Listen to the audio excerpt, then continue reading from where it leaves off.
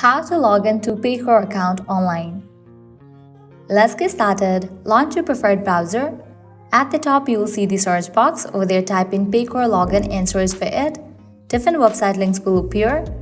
Go ahead and click on this one website option, Paycor Secure Access Employee Login.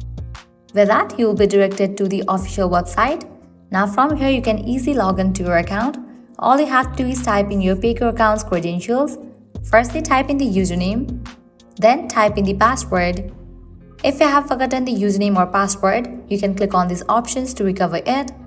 Or also you can use SSO to log into your account. Once you fill this, click on Sign In, and just for that, you will be logged into your account. If you haven't created your account yet, you can click on this option of Register here and create your account. Well, this is how you can easily log into your Paycor account. At the end, if you guys find this video helpful, smash that like button, share and subscribe to our channel. Thanks for watching.